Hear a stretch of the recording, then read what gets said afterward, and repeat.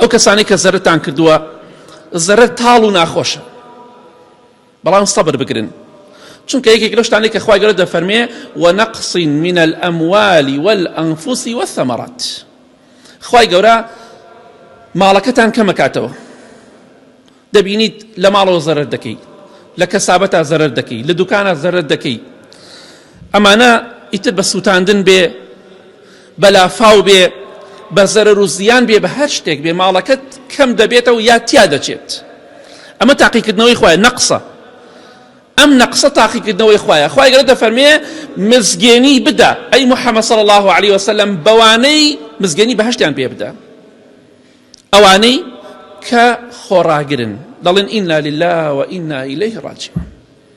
جا هەر کەسێک لە ئێوە وای وتبێ ئەوە لەلایەنی خوای گەورە سەڵاواتی بەسەرا دەڕژێ، ڕەحمەتی خوای بەسەرا دەڕژێ، خوای گەورە لای مەلایکەکان باست دەکات، دەفەرمێ فڵان کەس ماڵەکەیم لە ناو برد و ئەوە تا مەدحی من دەکا و سپاسی من دەکات.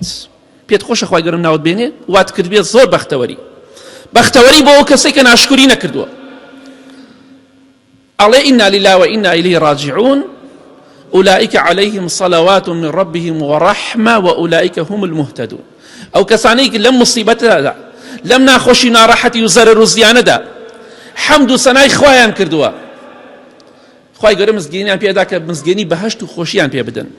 صلواتي خوا ورحمتي خوا ليخوشبوني خوا درجة بسرتانا، رحمتي خوا درجة بسرتانا، وأولئك هم المهتدون. أو أنا خوا هدايتياني داوا لكاتي ناخوشي ناراحتي أصفاصي خوا دكن. کۆمەڵە کەسێک مابینی الحەمدوللا دەیانوت الحەمدوللا قەدەری خوایە، چونکە بە ناشکوریکردن هیچت بۆ ناگەڕێتەوە، خۆش لە خۆت و ڕائەکەی. بەڵام ئەگە سپاسی خوا بکەی دڵنیابە لە ئین شەکەرتم لە ئەزیدەنەکم. خوای گەورە دەفەرمێ وعدی داوە ئەگەر ئێوە سپاسی خوا بکەن خوا بۆتان زیاد دەکا. هیوادارم ئینشاء الله خوای گەورە بۆتان تەعویز کاتەوە بە چەند قات بە ئیزنی خوای گەورە.